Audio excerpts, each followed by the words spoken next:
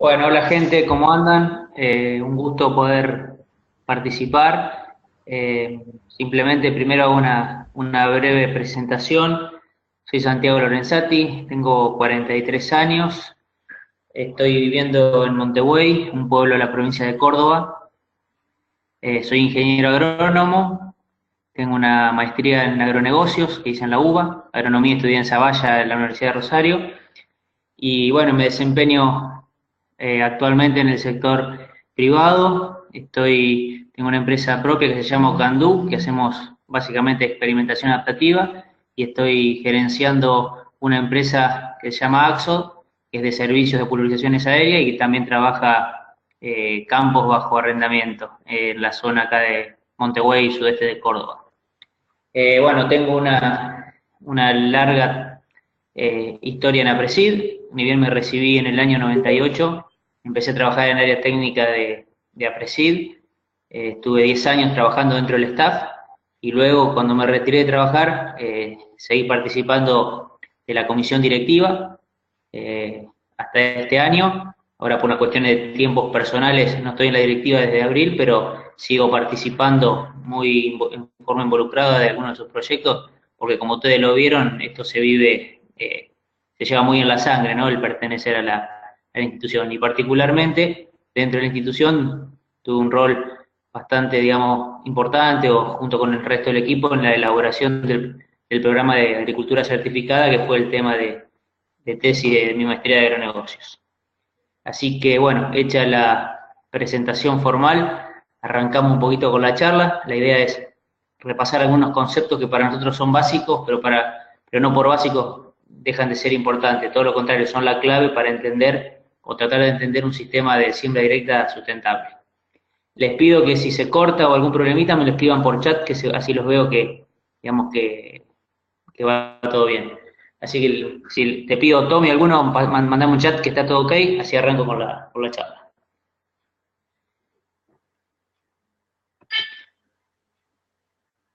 Fenómeno, Santi, metele nomás.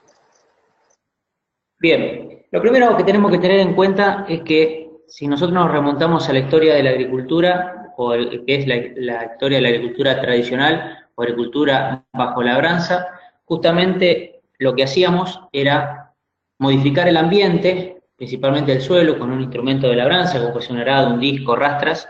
¿Para qué? Para adaptar ese ambiente a un genotipo, ¿sí? Buscando el máximo potencial de rendimiento. Ese era el único objetivo que perseguíamos con la agricultura tradicional, que tiene un montón de años y que explica hoy incluso el 90% de la agricultura mundial aún hoy. Ahora bien, si queremos, por otro lado, entender una nueva agricultura, tenemos que pensar en una agricultura sustentable. Y acá cambia radicalmente el concepto. Lo más importante ahora es interpretar y conocer el ambiente productivo para adaptar la tecnología a ese ambiente de manera de obtener el máximo potencial productivo, pero de manera sostenida en el tiempo. O sea que aparece el concepto del tiempo y que esa producción tiene que ser sostenida en el tiempo, lo cual hace que el uso de los recursos tenga que ser realmente sustentable y que se preserve, digamos, la capacidad productiva de los recursos, principalmente el suelo. Este juego de palabras, esta diferenciación entre agricultura tradicional y agricultura sustentable es la llave para entender todo lo que viene después. Es decir, nosotros como ingenieros agrónomos, como productores, lo primero que tenemos que hacer es conocer el ambiente para luego adaptar la tecnología de manera de obtener el máximo rendimiento de manera sustentable. Bajo esa lógica, nosotros hoy damos en llamar al sistema que más se acerca a esa trayectoria de la sustentabilidad, es la siembra directa, que es un sistema productivo basado en dos conceptos básicos: ausencia de laboreo y presencia de cobertura permanente a través de cultivos y rastrojos. Y si se fijan, yo agregué un asterisco donde pongo que la cobertura preferentemente debe ser viva, es decir, tenemos que tratar de tener siempre cultivos vivos, con raíces activas, generando fotosíntesis, generando biomasa, en la medida, obviamente, que el ambiente productivo me lo permita, ¿no? Es decir, si tengo 1000 milímetros en zona núcleo que me llueven, tengo que tratar de poner cultivos que en ese año me consuman esos 1000 milímetros y no solamente caer en un único cultivo anual. Ese es el concepto que tiene que estar detrás, que el suelo permanentemente está funcionando, asociado a ese funcionamiento de raíces va a haber actividad biológica, entonces permanentemente un ciclado de nutrientes y un secuestro de carbono. Esa es la clave y la llave de la siembra directa. Si lo resumimos, podemos decir entonces que la siembra directa tiene dos componentes clave: no remoción y residuos en superficie. Obviamente, la no remoción es una premisa básica y que fácilmente la podemos cumplir. Ahora, la cobertura permanente a través de residuos en superficie ya involucra una serie de prácticas que deben acompañar a la siembra directa si queremos lograr ese objetivo. Ahora bien, si realmente en un sistema de siembra directa logramos ambos objetivos a la vez, vamos a estar influenciando en la dinámica de la materia orgánica, aumentando su cantidad en los primeros centímetros y con una dinámica de descomposición mucho más activa que en un suelo convencional. Y a su vez, lo más importante también, recuperamos el sistema poroso del suelo. O sea, poros en cantidad y calidad y en estabilidad, muy parecido a lo que sería un suelo en una situación virgen. Esas son los dos principales impactos que tenemos al realizar siembra directa: influir en la materia orgánica e influir en su sistema poroso. Si eso es así, vamos a estar logrando principalmente un balance de agua mucho más favorable, con más agua disponible para los cultivos, agua que tenemos que aprovechar y que tenemos que transpirar, porque no hay peor agua que se pierda por evaporación o por escorrentía. El agua que tenemos en el suelo debemos transpirarla a través de los cultivos. Esa es el ABC de la fotosíntesis y el ABC de la biología productiva. Usar la luz, usar el dióxido de carbono, y para que todo eso se movilice, tomar el agua del suelo y producirlo lo máximo posible. Y obviamente también vamos a estar alterando el balance de la materia orgánica, incrementándola en los primeros centímetros. Hecha esta introducción conceptual, les quiero presentar tres conceptos básicos que me parece que son claves para entender cómo funciona un suelo en siembra directa de manera sustentable. El primero de esos conceptos nos dice que en el sistema de siembra directa toma vital importancia la función de las raíces y de la fauna o microfauna en la regeneración de la porosidad. Pensemos que, a diferencia de lo que ocurre en la labranza convencional, la única elemento que nos permite, entre comillas, labrar el suelo son las raíces de los cultivos que nosotros ponemos, ya que luego, a través de la descomposición de esas raíces, vamos a regenerar una red de poros que tienen la característica de ser continuos, porque van de superficie hasta la profundidad donde llegan las raíces, y por otro lado son estables, ya que al descomponerse las raíces, esos poros van a quedar como encamisados en humus o en materia orgánica estable, recubriendo ese canal y por lo tanto dándole mucha estabilidad frente al paso del aire y del agua. Y es la forma que tenemos de mantener un suelo poroso. Simplemente voy pasando una serie de imágenes donde podemos ver distintos sistemas radiculares, y como pueden apreciar en las fotos, esos sistemas radiculares tienen una arquitectura totalmente diferente. En este caso estamos viendo una foto de alfalfa con la característica de que llega más de 5 o 6 metros, o sea que el volumen de exploración del suelo, en el caso de las pasturas perennes y polifíticas, es todavía más interesante. Y pensemos entonces que, producto de la descomposición de esas raíces, vamos a generar una geometría y un volumen de poros distinto en el suelo. Entonces ya nos vamos imaginando que si rotamos cultivos y por lo tanto rotamos sistemas radiculares, con cada especie vamos a estar generando nuevos tipos de poros y nuevos volúmenes de suelo explorado por las raíces y por lo tanto en la generación de esa porosidad. Ahora bien, ¿para qué es importante esa porosidad? Lo vamos a ver con un simple ejemplo. Acá en la foto ustedes pueden ver un estudio que realizaron la gente de INTA Oliveros en el 2005. Compararon dos suelos idénticos.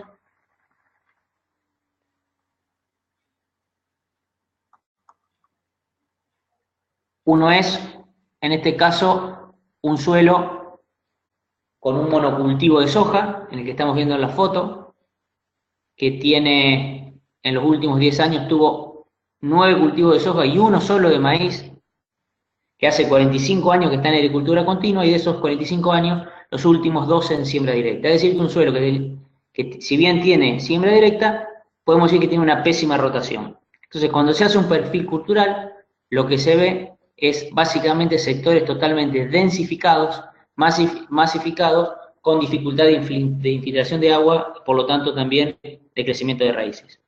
Sin embargo, alambrado de por medio, podíamos ver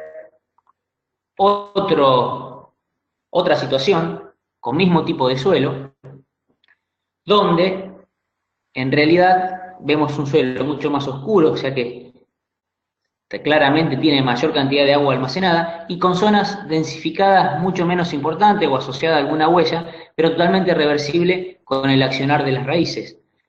Mismo suelo, misma cantidad de años de agricultura, también parecido a los años de siembra directa, pero fíjense un factor clave. En los últimos 10 años tuvo 5 dobles cultivos trigo-soja y 5 cultivos de maíz, es decir, una rotación mucho más intensa en cuanto al número de cultivos por unidad de tiempo, con mayor aportes de carbono y, por supuesto, con mayor generación de poros en ese volumen de suelo.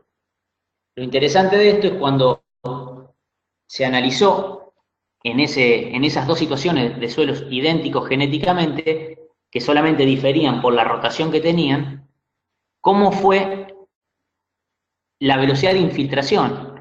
Fíjense que ese resultado muestra que en el suelo bien rotado, el agua ingresó en ese suelo con una velocidad un 80% mayor a lo que era el suelo con monocultivo de soja. Entonces el concepto es, no alcanza solamente con la decisión de hacer siembra directa, sino que además es importante que esa siembra directa esté bien hecha. Y acá, al pensar en bien hecha, es qué está pasando de la superficie para abajo y qué tipo de porosidad estamos regenerando para que ese suelo funcione y el agua pueda moverse en él. Resumiendo, este primer concepto clave, ¿qué hacemos para regenerar y mantener la porosidad en todo el perfil del suelo? Primero, no disturbar la red de poros, o sea, cualquier labranza ocasional que hagamos, por más superficial que sea, me va a romper esa continuidad de poros. Entonces, tratar de evitarla. Segundo, alternar en tiempo y espacio sistemas radiculares, y eso lo logramos con rotación de cultivos. Mantener una cobertura estable en los primeros centímetros. ¿Para qué? Justamente esa cobertura me va a proteger del impacto de la gota de lluvia. Y finalmente, generar condiciones favorables para el desarrollo de la meso y macrofauna que también ayudan a generar esos poros. Si queremos tener más meso y macrofauna, debemos dar carbono a través del rastrojo, energía, que está justamente contenida en esos rastrojos, humedad y condiciones de estable temperatura. Todo eso lo logramos con no remoción y aporte de rastrojo. En definitiva, las herramientas son siembra directa, en este caso, rotación de cultivos con alto aporte de rastrojos. Segundo concepto que quiero introducirles y ponerles a consideración. En siembra directa aparece una nueva capa, ya no hablamos más de capa arable, no tiene sentido porque justamente este implemento no se utiliza más, pero sí empezamos a tener una nueva capa enriquecida en residuos orgánicos, ¿sí? Que es una capa de 4 o 5 centímetros superior o superficial, mejor dicho, con ganancia neta de materia orgánica en el suelo y un nuevo reciclado de nutrientes. Si lo vemos, como podemos ver en la foto, esto es un pedazo, digamos, de volumen de suelo que hemos sacado. Fíjense que tenemos arriba una cobertura de rastrojos, luego en rojo una zona de activa descomposición, donde rápidamente ese rastrojo por acción microbiana comienza a ser desintegrado. Y producto de esa descomposición de rastrojos empiezan a generarse formas más estables de materia orgánica, como el humus, que actúan como factores de agregación, es decir, como agente cementante de las partículas de arena, limo y arcilla que constituyen el suelo, formando los agregados. Es decir, que esa nueva materia orgánica queda secuestrada o retenida en la propia matriz del suelo, dentro de lo que llamamos los agregados estabilizados. Este proceso, si se continúa en el tiempo, me va a ir generando como una especie de agregación en capas o camadas, como dicen los brasileños, y es la forma que tengo entonces de secuestrar el carbono y a su vez mantenerlo estable, protegido dentro de los agregados.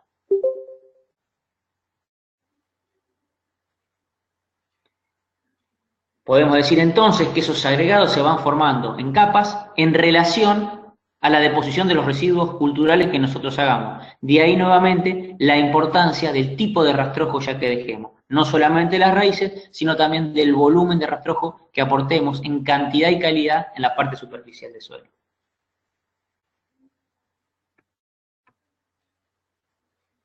Obviamente, asociado a todo este proceso de descomposición de esa materia orgánica, ¿qué es lo que hay? Vida, microorganismos, ¿sí? Microorganismos distintos a los que podíamos encontrar en suelos bajo labranza convencional y mucho más parecidos a los que encontramos en suelos vírgenes o suelos prístenos en zona equivalente. Estudios realizados por el equipo de Luis Wall y en campos de APRESID justamente muestra esto. Un suelo en siembra directa, dentro de buenas prácticas, con comunidades microbianas mucho más parecidas a lo que sería un suelo natural que a lo que sería un suelo en malas prácticas o en convencional. Ahora bien, ¿podemos entonces secuestrar o aumentar materia orgánica en el suelo? Claro que sí, pero para eso debemos lograr un balance positivo en aportes. Y un dato importante que vemos en este gráfico, la zona más oscura que ustedes pueden ver por encima de la línea de puntos, es la ganancia de materia orgánica de un suelo en siembra directa luego de 10 años comparado con un suelo en convencional. O sea, todo lo que esté por encima de la línea de puntos, una especie de triángulo, es la ganancia neta de materia orgánica. Pero fíjense que hay dos colores, un marrón clarito y un marrón oscuro. O sea que de esa ganancia, prácticamente la mitad se da en fracciones gruesas o también llamada materia orgánica lábil. Es decir, que esa ganancia de materia orgánica que podemos llegar a lograr cuando hacemos buenos aportes de rastrojo, la hacemos en una fracción de materia orgánica que es lábil y por lo tanto inestable. Quiere decir que cualquier mala praxis que hagamos, rápidamente vamos a oxidar esa materia orgánica y la podemos perder. Ejemplo, una labranza ocasional para borrar una huella, que a veces es necesario hacerlo porque cosechas con falta de piso y se generan, pero tener presente que hay que tratar de evitarlo, porque cuando lo hagamos vamos a oxidar rápidamente esa materia orgánica lábil, que es la mayor parte de la que hemos ganado con siembra directa. Resumiendo entonces este segundo concepto, ¿qué hacemos para lograr aumentos de materia orgánica y mantenerlo a lo largo del tiempo? No laborear, evitar el efecto labranza ocasional porque vamos a oxidar esa materia orgánica lábil. Segundo, maximizar el aporte de rastrojos, tanto en cantidad como calidad. Pensemos que si queremos aportar volumen y alta cantidad de carbono, las gramíneas son claves en la rotación. Para balancear la relación carbono-nitrógeno, entran las leguminosas, que tienen una relación carbono-nitrógeno más baja. Y no solamente estamos hablando de cultivos de cosecha, sino también de cultivos de cobertura, como vamos a ver más adelante. Esos cultivos tienen que rendir lo máximo, porque si rinden lo máximo me dejan también más rastrojos. Tenemos que intensificar la rotación, es decir, la mayor cantidad de cultivos por unidad de tiempo, y acompañado de una estrategia de fertilización acorde para que esos cultivos rindan. Y nuevamente, como todo este proceso está mediado por microorganismos, mantener condiciones estables de humedad y temperatura. Tercer y último concepto clave que me gustaría transmitirle. Se relaciona al tema del agua. Justamente, si mejoramos la porosidad, mejoramos la cobertura superficial, protegemos al suelo del impacto de la gota de lluvia, esa porosidad que generamos es mucho más estable porque está protegida por la materia orgánica que está en el interior de los agregados. Lo que vamos a lograr es un uso mucho más eficiente del agua, básicamente porque aumenta la infiltración, se disminuyen las pérdidas por escurrimiento y por evaporación directa y mejora la retención. Es un punto clave. Y si se acuerdan, en los últimos tiempos, por ahí la siembra directa fue cuestionada porque decía que sellaba los suelos y culpa de eso eran las inundaciones. Fíjense, nada más alejado de la realidad. Justamente la siembra directa se asemeja a lo que es un suelo natural con gran porosidad y con mayor infiltración. Después vamos a tocar ahora el tema de zonas inundadas, pero tiene que ver más con una cuestión de no consumo de agua que por un problema de infiltración en sí. Esta es una foto muy vieja, que cuando yo estaba trabajando en una APRESID, esto es del año 98, la usábamos para convencer a productores de la importancia de la siembra directa en el uso del agua. Fíjense, hacíamos 2 parcelitas, le poníamos el ala de un pulverizador, a una parcelita le sacábamos la cobertura, a la otra se la dejábamos y simulábamos una lluvia muy intensa. Ese suelo tenía una pendiente y por lo tanto el agua empezaba a correr y luego la recogíamos con esa especie de caños y medíamos el volumen de agua que se perdía en cada caso. Acá lo pueden ver claramente el resultado, la parcelita sin cobertura, escurría mucho más agua, es decir, el frasco se llenaba mucho más rápido que el otro caso de la parcela con cobertura. Pero además miren el color del agua. En el caso de la parcela con cobertura, el agua está mucho más clara, más límpida. Es decir, que no solamente perdemos mucha más agua cuando no tenemos cobertura, sino que ese agua que perdemos arrastra suelo y justamente arrastra ese volumen de suelo enriquecido en materia orgánica. De allí la importancia de tener cobertura y una muestra clara es esto, de que infiltran mucho más los suelos cubiertos en siembra directa respecto a un suelo desnudo. Ahora bien, una pregunta que nos hacemos, ¿es el agua el factor limitante? Seguramente cuando ustedes están estudiando agronomía saben que una de las principales variables que limita la productividad es el agua. Sin embargo, podemos decir que en zona núcleo está lloviendo, por ejemplo, en muchas zonas 1000 milímetros o más. Y tal vez estamos poniendo un solo cultivo nosotros por año. Quiere decir que estamos consumiendo 500 milímetros cuando nos llueven 1000. Entonces la pregunta es, ¿no será que hemos achicado el volumen del tanque? Al decir volumen del tanque, pensemos al suelo como un gran reservorio donde nosotros solamente al poner cultivos anuales exploramos con las raíces, en el mejor de los casos, 60, 70 centímetros. Algunas raíces pueden llegar a 1 metro, 1,5 metros, pero el grueso va a estar arriba en los primeros centímetros. Es decir, que no logramos llegar con raíces a 4 o 5 metros para vaciar ese suelo. Distinto sería cuando tenemos especies plurianuales o perennes, como por ejemplo la alfalfa, que llega a gran profundidad. Entonces, también tenemos que pensar qué sistema de producción estamos armando y qué volumen de suelo estamos explorando con las raíces. Lo dejo como un interrogante y lo asocio un poquito también a qué consumo de agua estamos haciendo los suelos. Esta es una foto satelital, una imagen, mejor dicho, satelital de mi zona. Yo estoy por esta zona trabajando. Esto es una zona donde, en un momento donde no había anegamiento y las napas estaban relativamente bajas. Y ahora les muestro la misma zona, digamos, pero en una imagen mucho más actual, con los problemas de anegamiento que estamos teniendo. Obviamente es clave poder consumir. No nos olvidemos que en los últimos 15 años tuvimos muy poco diversificados, muy volcados a un solo cultivo, que era la soja, no por echarle la culpa a la soja, ni mucho menos, sino como muestra de que por diferentes factores, incluso algunos ajenos a las cuestiones agronómicas, que tenían que ver más de índole económico, se caía en un monocultivo, en una simplificación del sistema, y la consecuencia es que no consumíamos el agua. Entonces, parte de la explicación de estos procesos de anegamiento y de encharcamiento y de inundación tienen que ver con el no consumo de agua y obviamente parte con la falta de infraestructura para canalizar los excedentes. Pero desde parte de vista de lo que vamos a hacer tranqueras adentro, tenemos que pensar en poner rotaciones de cultivo mucho más intensivas, o sea, con más cultivos por unidad de tiempo para que consuman la oferta ambiental que cada zona nos da. Una foto más, zonas con suelos clase 1, clase 2, totalmente comprometidas y anegadas, y bueno, esto es responsabilidad, creo, de todos poder revertirlo y principalmente prevenirlo para en un futuro. Bien, resumiendo este tercer concepto, ¿qué hacemos para mejorar entonces la eficiencia del uso del agua de lluvia? Cubrir el suelo con rastrojos, mantener estructura estable, principalmente en los primeros centímetros, que es por donde ingresa el agua, y lo más importante, ajustar la intensidad de la rotación a la oferta ambiental. Esto es simple, si llueve en 1000 milímetros no puedo consumir solamente 500 con un único cultivo. Tengo que armar una secuencia de cultivos que mínimamente me consuman 700, 800 o 1000 milímetros por año, justamente para aprovechar la oferta ambiental. Este ejemplo que yo lo hago para mi zona, cada uno lo extrapolará a su zona y tendrá realidades distintas. No todas las ofertas hídricas son iguales. Habrá zonas incluso con más lluvias o zonas semiáridas con menos lluvia. Acá no hay que copiarse una receta, pero sí ajustar la intensidad de la rotación a la oferta que cada uno tenga en su ambiente.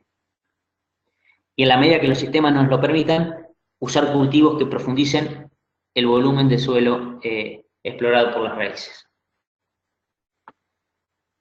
Hecho o presentado los tres conceptos básicos, quiero decirle entonces que la siembra directa es un sistema y no una práctica eventual o aislada. Tiene dos condiciones necesarias que son la no remoción, que es fácil cumplirla, y la segunda, que es la cobertura permanente, que es un poquito más compleja, y es la que requiere de otras buenas prácticas que la acompañen. Por lo tanto, decimos que para que haya un sistema de siembra directa bien entendido y sustentable en el tiempo, necesariamente debe ir acompañado de otras buenas prácticas.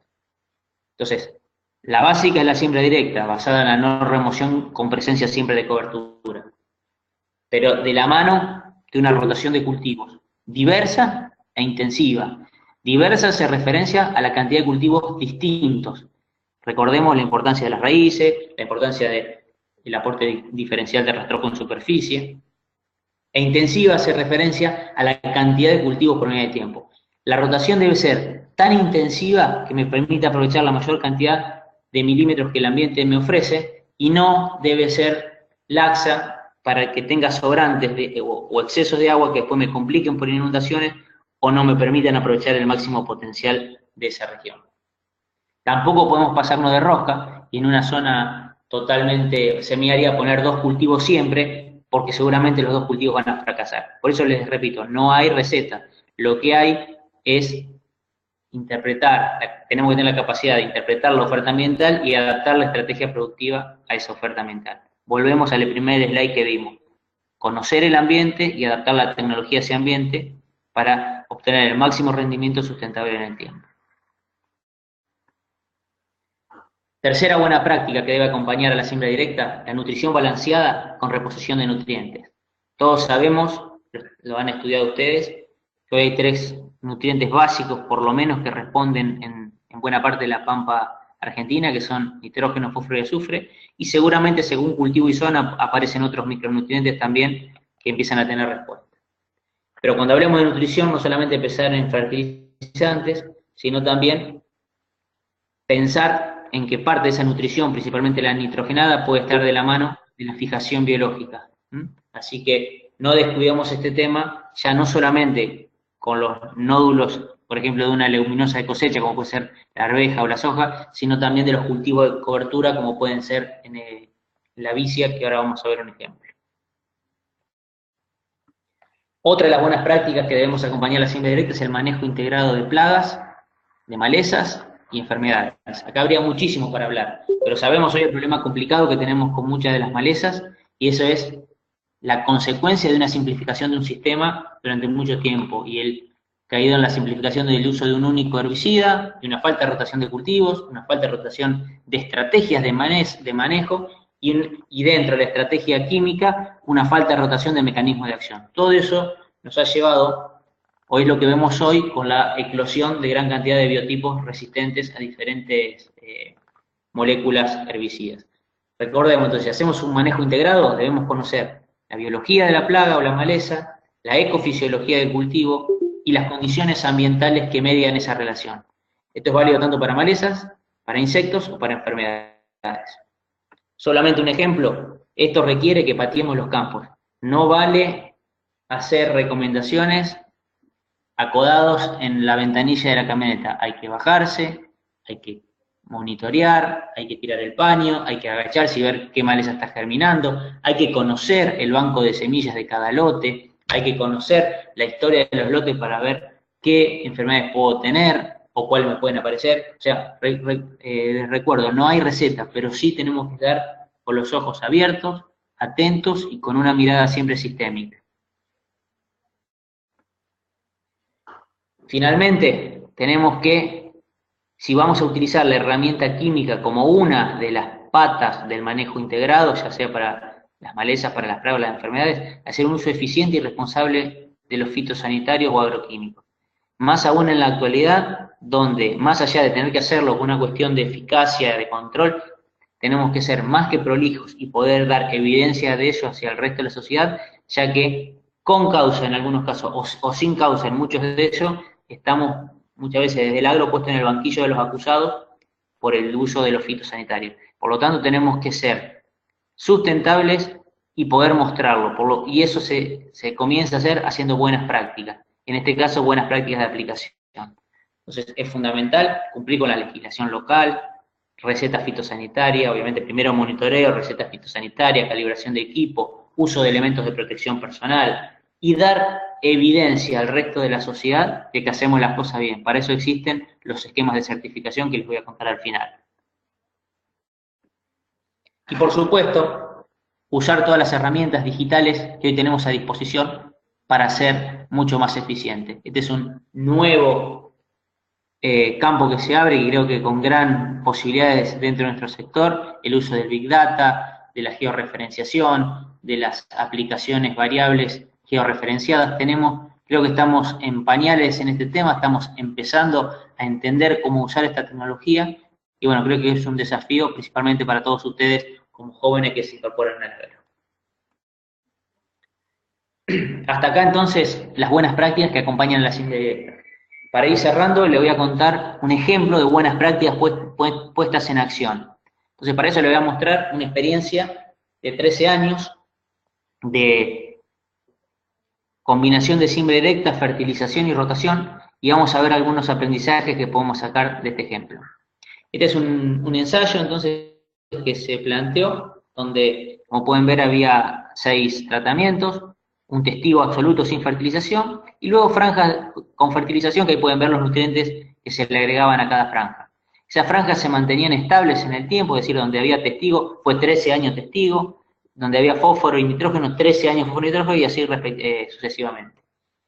Entonces, en esos 13 años se planteó una rotación trigo-soja, maíz, soja de primera, y yo lo que hice acá es sumar los rendimientos de todos los cultivos en los 13 años y dividirlo por 13, ¿sí? De manera de tener, si se quiere, cuál fue la producción de ese mix de granos por hectárea y por año, para cada uno de esos tratamientos. Como ven, si no fertilizamos, sacamos en promedio 5.000 kilos de grano por hectárea y por año. Si agregamos nitrógeno y fósforo, pasamos a 7.700. Y si saltamos a nitrógeno, fósforo y azufre, 8.300 kilos por hectárea y por año. Luego no tuvimos incremento al agregar otros nutrientes. Esa información también la podemos ver discriminada por cultivo. Entre esos 13 años hubo 5 cultivos de trigo, y ahí ven los niveles de respuesta. Tuvimos 5 cultivos de soja de segunda, y ahí ven los niveles de respuesta.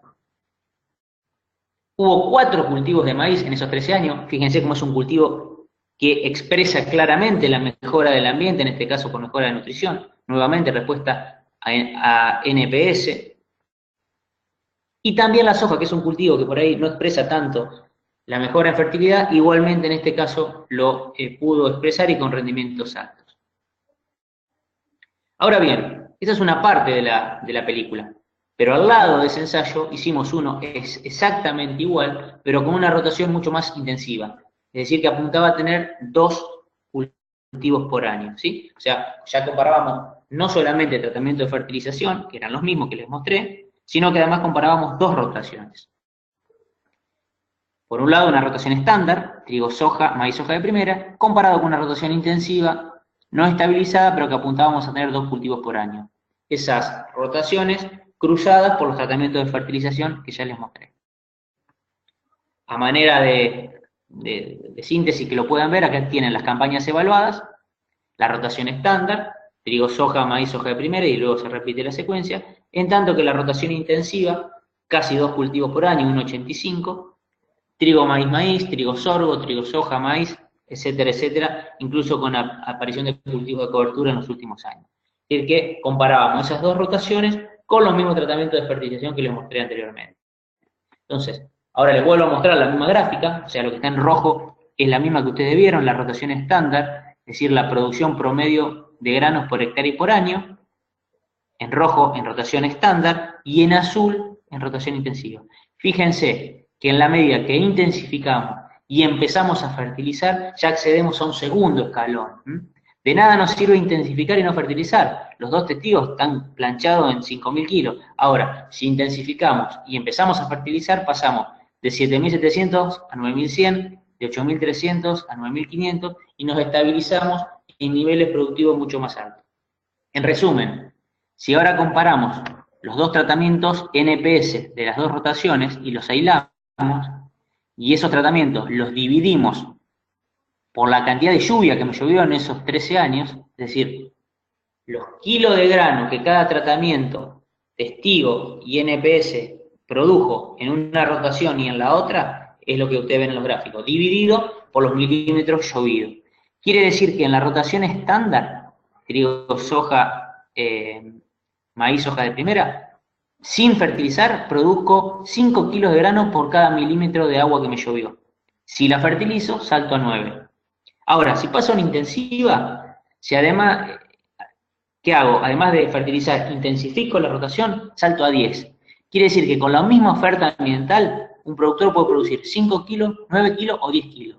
¿Qué cambió? Las buenas prácticas que implementó y cómo ajustó la estrategia productiva a esa oferta ambiental. Entonces, no es lo mismo producir 5 que 10, es el doble. La eficiencia fue, en un caso, la mitad o visto del otro lado, el doble. Entonces, está en nosotros saber si queremos producir 5 o 10 y ese impacto no solamente va a ser productivo, sino también ambiental. Pensemos en la materia orgánica que vamos a generar en una rotación o en otra. Ya para ir terminando, un último concepto que les quiero dejar es el de cultivos de servicios, anteriormente llamado cultivo de cobertura. Pero hoy hay un nuevo concepto que creo que es más abarcador y explica mejor, que tiene que ver con cultivos que los sembramos no para producir granos, sino para que me brinden algún otro tipo de beneficio. Aumento de materia orgánica, retención de nutrientes, que me mejore las propiedades físicas de los suelos, que me repongan nitrógeno a partir de la fijación biológica, etcétera, etcétera, etcétera. Entonces, ahí tenemos algunos ejemplos. Los cultivos de grano, trigo, maíz, soja, el objetivo es producir grano, el servicio que dan es producir granos. Ahora, un abono verde, como puede ser una vicia, bueno, me va a ayudar a controlar malezas, me va a aumentar materia orgánica, me va a reponer nutrientes, básicamente nitrógeno por fijación biológica, en tanto que otro cultivo de cobertura más tipo una gramínea, me va a controlar malezas, me va a mejorar las propiedades físicas, principalmente la porosidad, no me va a aportar nitrógeno porque no fija. Entonces, de ahí ese gráfico que muestra, ¿no es cierto?, cada tipo de cultivo qué aporte me hace. Algunos ejemplos, le voy a mostrar dos básicamente. Es un cultivo de cobertura de vicia, es una especie de leguminosa que tiene una capacidad de gran producción de biomasa y también de raíces. Se la siembra generalmente en zona núcleo detrás de un cultivo de verano. El cultivo crece lentamente, a lo mejor lo sembramos en abril. En agosto va a estar así como en esta foto, un rastrero con poco desarrollo. Hay una foto más de cerca. Pero ya en septiembre, cuando vienen los primeros calores, explota. Y puede llegar, fíjense, esto es mediados de octubre en el sur de Santa Fe, arriba de 1 metro de altura, con volúmenes de producción de arriba de los 5.000 kilos de materia seca. Y con nitrógeno, porque esto fija nitrógeno. Acá vemos su sistema radicular, muy profundo para hacer un cultivo de poco tiempo de desarrollo. Y ahí tenemos foto con los nódulos, que nos explica entonces en parte la fijación biológica que este cultivo realiza. Un ejemplo, ahí me tienen que creer, de raíces de vicia a más de 3 metros, o sea, la importancia del volumen de suelo explorado, en este caso con un cultivo anual. Para matar esa vicia la podemos hacer obviamente de forma química, pero también en forma mecánica, con rolo de faca o incluso con discos, pero discos con una regulación que no me agredan el suelo, simplemente que machaquen o que trocen la vicia sin causar remoción en el suelo. Y luego atrás ya se podemos ir sembrando. Lo ideal es dejar pasar unos días, no como en la foto, que el cultivo de cobertura se seque y luego sí poder ir sembrando detrás. Así se ve después el cultivo que se implantó. Y bueno, básicamente muchos preguntarán, ¿y qué diferencia hay en el consumo de agua entre un barbecho químico, una vicia? ¿Qué pasa con el nitrógeno que aporta? Bueno, eso lo evaluamos varios años, comparando barbecho químico versus barbecho verde con vicia. Luego la secamos y sí le pusimos tratamientos de fertilización distintos, con distinto aporte de nitrógeno, y sembrábamos maíz. Entonces tuvimos distintos resultados según el año. Un año excelente que fue niño, con gran cantidad de lluvia. Fíjense los rendimientos espectaculares de maíz, arriba de 120 quintales, y siempre el antecesor vicia por encima del antecesor barbecho. Básicamente, ¿por qué? Porque el agua que consumió la vicia no implicó una merma del maíz, porque con la próxima lluvia tenemos una mejor lluvia efectiva al tener mejor cobertura y raíces, y el aporte de nitrógeno de la vicia permitió mayores rendimientos. En promedio, 7 quintales más. Ahora bien, en un año extremadamente seco, niña, nos pasó lo contrario. La vicia nos produjo muchísimo, pero luego se cortó el agua, sembramos el maíz enseguida y tuvimos pérdida de rendimiento por ese por ese consumo de agua y no haber diferido la siembra del maíz. Esto lo cuento para que vean que no siempre, no hay receta, hay que ajustar. Seguramente si hubiésemos hecho un maíz más tardío, probablemente nos hubiese ido mejor. Y esto es en Bengolea, en el centro-sur de Córdoba, una zona no tan productiva a lo mejor como Montevideo, pero también de nuevo, en un año intermedio, ni bueno ni malo en cuanto a lluvias, de nuevo, el antecesor vicia mucho mejor que el antecesor barbecho limpio, aún en zonas donde la cantidad de agua fue ajustada. Conclusiones del uso de la vicia: es una opción para intensificar y diversificar la rotación, nos permite aportar nitrógeno de manera distinta a la tradicional a través de los fertilizantes, permite reciclar nutrientes por sus raíces, hacemos un uso más eficiente del agua, usamos menos herbicidas, competimos mejor con las malezas, disminuimos costos productivos y sí es importante ajustar fecha de secado de la vicia versus fecha de siembra de maíz versus el pronóstico de lluvia que vamos a tener de año niño o niña y ajustar y que no haya recetas de manera de aprovechar al máximo sus bondades y no bajar los riesgos por el consumo de agua. La segunda opción que les quería contar es el uso de cultivos de cobertura de centeno o de gramíneas. En este caso se hace por siembra aérea. En precosecha de un maíz sembramos el centeno con avión, cosechamos el maíz y ya cuando lo cosechamos ya empiezan a hacer este centeno. Luego, por ejemplo, en esta fecha lo estamos secando, es decir, hacia fines de, o principios de septiembre, medio de septiembre lo estamos secando, pensando en ir en una soja de primera, pero ya no sobre el rastrojo de maíz per se, sino sobre ese maíz que tuvo a continuación una producción de materia seca como la que vemos en la foto tras del centeno.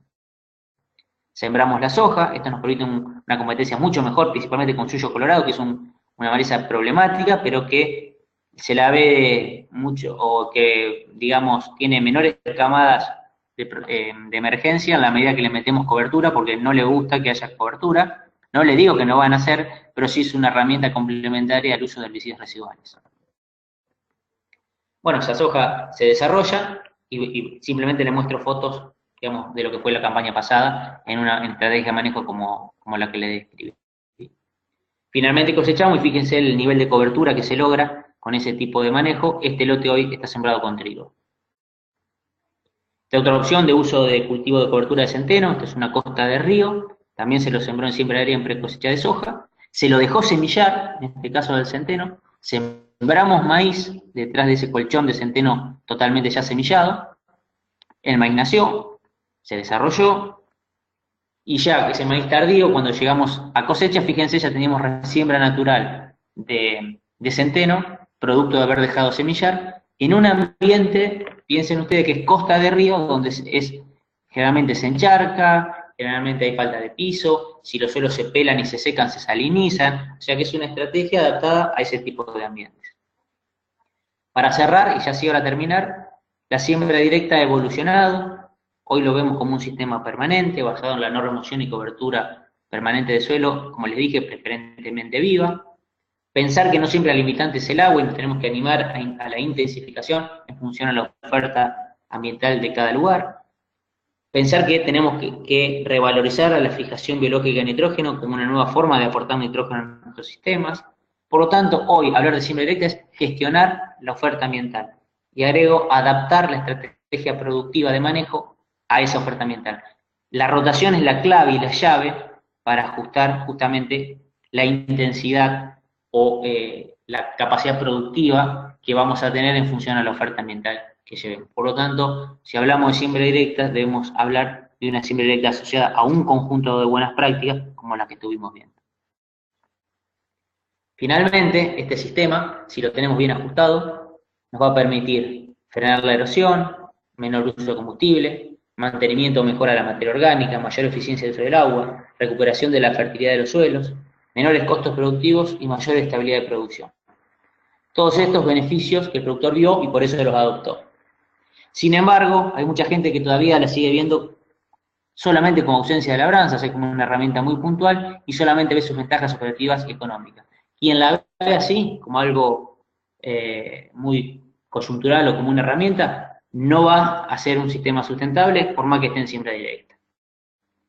El desafío entonces es hacer una siembra directa de calidad, intensificando la rotación, revalorizando la fijación biológica y mejorando en sí la calidad de esa siembra directa.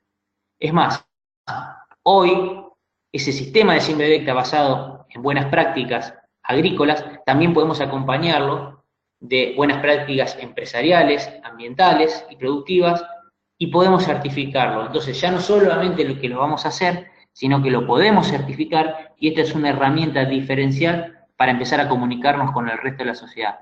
Porque hoy no solamente tenemos que ser sustentables, sino tenemos que parecerlo y poder mostrárselo al resto de la sociedad. Creo que es una herramienta de comunicación muy fuerte el poder no solamente hacer las cosas bien, sino también poder dar evidencia de ello y poder mostrarlo. Y un esquema de certificación como es hoy, agricultura certificada, creo que es la frutillita del postre para el sistema de siembra directa. Bueno, gente, de mi parte, gracias por la atención y obviamente estoy abierto al intercambio, las preguntas o lo que deseen.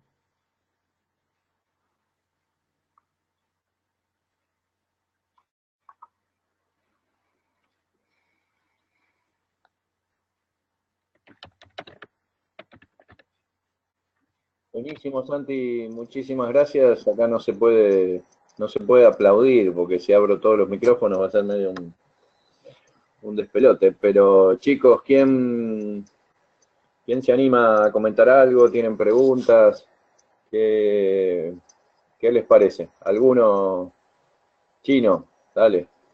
Ahí Sí, voy. no, simplemente, así los chicos van pensando alguna pregunta, simplemente Santiago, felicitarte, excelente como siempre, tus palabras, por más que seamos amigos, la verdad que claro y genial, un lujo tener un disertante como vos en este espacio, así que te quería agradecer y bueno, simplemente hacer este preámbulo para que los chicos puedan aprovecharte sinceramente y puedan hacerte algunas palabras, así que bueno, el que tenga alguna pregunta, aprovechen a Santiago, que es un libro abierto.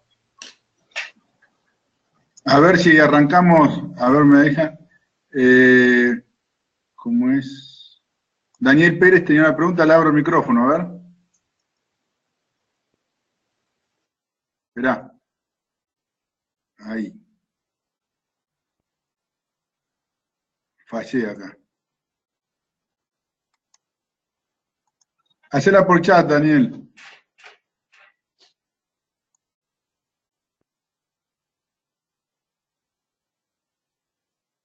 Ajá. El mensaje. Ah, esa. Ahí está, ahí escribió Daniel. Ahí está, Santi.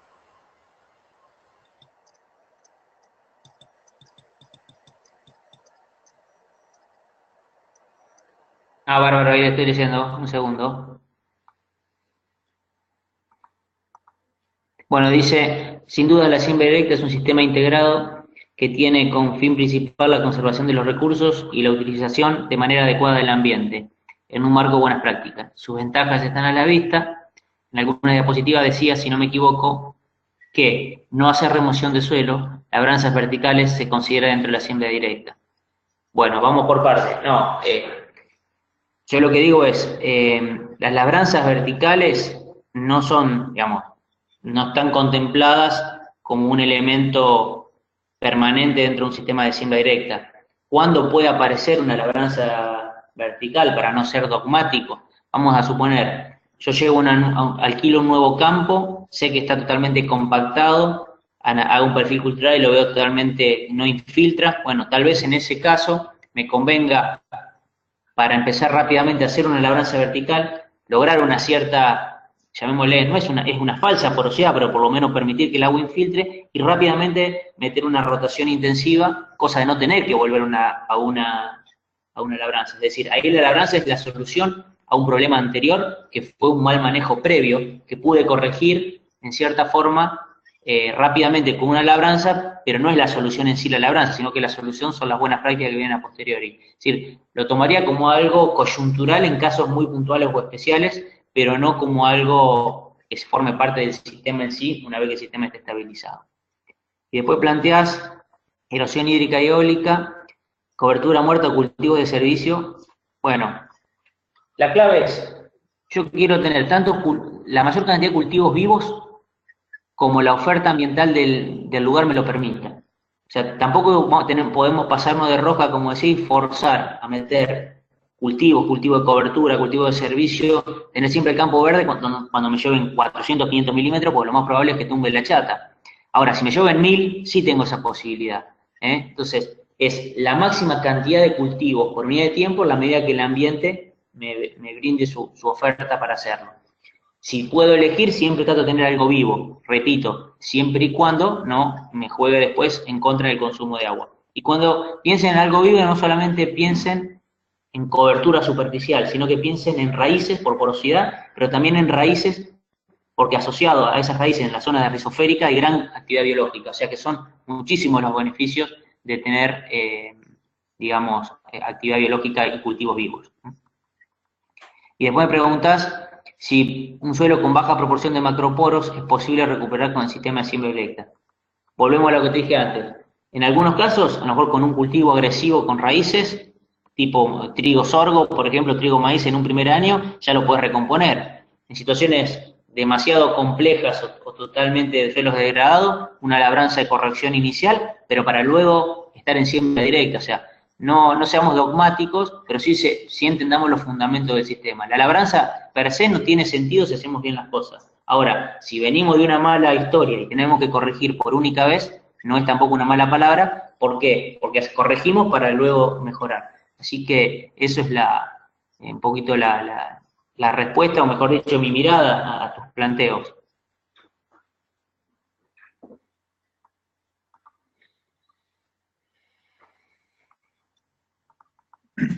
Santi, tenés una pregunta más abajo de Pilar. Sí, hablamos del tema pisoteo. Dice, obviamente habría que considerar antes de entrar las condiciones de suelo, evitar el pisoteo. Perdona, Santi, antes, más A arriba. ver, perdón, Dos más. vamos por arriba. Yo quería preguntarte. Ahí está, dice, yo quería preguntarte sobre la integración con ganadería, perdón, y hacer un aprovechamiento de la vicia de cultivo de cobertura. Estoy en Azul, provincia de Buenos Aires, y muchos de los sistemas son mixtos. Aprovechar los verdeos sería interesante. Totalmente de acuerdo. Por eso yo siempre dije, no estoy hablando de recetas. Tal vez lo que yo mostré es lo que más uno está acostumbrado, que son a núcleo, actividad principalmente agrícola, pero en la medida que uno pueda incorporar mayor diversidad al sistema, como puede ser a través de ganadería, las pasturas polifíticas o pasturas perennes, los cultivos de servicio, aprovecharlo para pastoreo, fantástico. O sea, la integración de la siembra directa y la ganadería es genial, y eso es lo que, si por ahí leen alguna vez que se llevaban de los pelos la siembra directa y la ganadería, eran preconceptos viejos, hoy totalmente superados. Lo que sí es clave, de nuevo, que cuando vayamos a pastorear un suelo, ese suelo tenga siempre cultivos vivos y raíces vivas, porque esa es la protección para la compactación.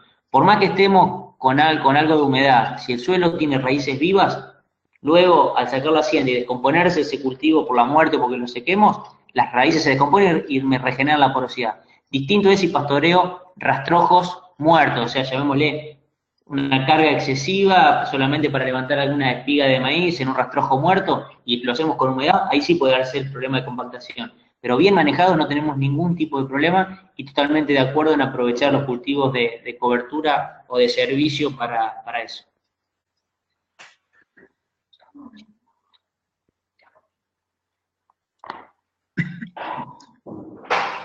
Seguí para abajo, Santi.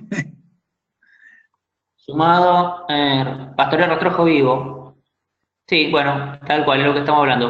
Lo que hay que hacer es pastorear rastrojos vivos, o sea, no, dicho de otra forma, cultivos, ya sea recién cosechados o digamos donde tengamos la clave es que las raíces estén vivas, cosa que cuando se dé el pisoteo haya una defensa para que son justamente esas raíces que al descomponerse me van a regenerar la porosidad. O sea que hecho así, ningún problema.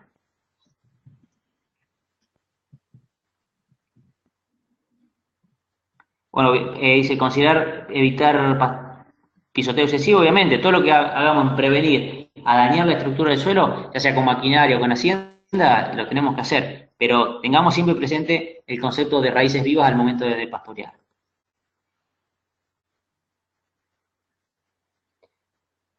Bueno, perfecto, gente, no sé si tiene alguna otra pregunta.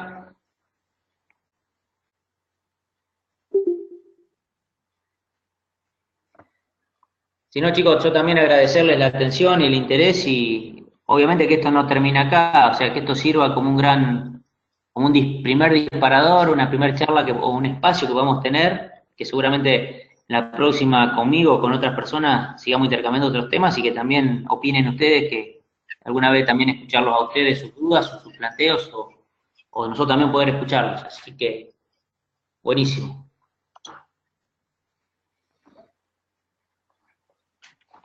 Bueno, Tommy, ¿estás Chino, no?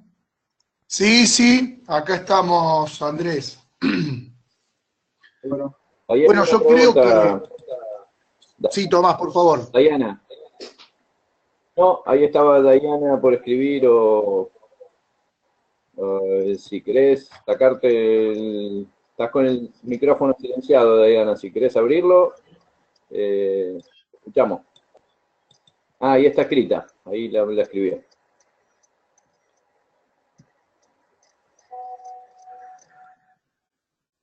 Sí, Dayana, hay A ver, estudios. Santi. Hay estudios comparativos, seguramente van a variar en cada zona. Realmente los costos te diría que son bastante parejos entre un barbecho limpio y un cultivo de cobertura, por lo menos acá en mi zona, pero no hay que mirarlo para mi modo de ver solamente desde el punto de vista de la ventaja del costo. Yo creo que el solo hecho de usar menos fitosanitarios por un lado, el de tener otra estrategia distinta a la química para manejar malezas, el hecho de agregar porosidad, de mejorar cobertura, de mejorar materia orgánica, etcétera, etcétera, me va a redundar en beneficios que tal vez no sean de cortísimo plazo, pero sí a lo de mediano plazo y lo de maleza seguro es de corto plazo a un costo económico equivalente. Así que quien pueda hacerlo por oferta ambiental no lo dude, que se lo va a pagar con creces, más allá que los costos sean parecidos.